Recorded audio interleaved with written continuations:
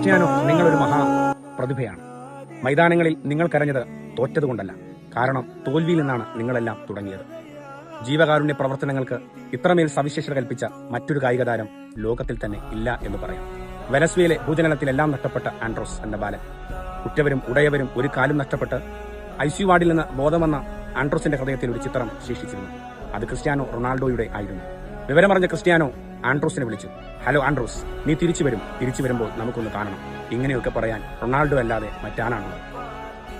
Private jet വാങ്ങാൻ ആഗ്രഹിച്ച Ronaldo ആ ആഗ്രഹം മാറ്റിവെച്ച മറ്റൊരു കഥയുണ്ട്.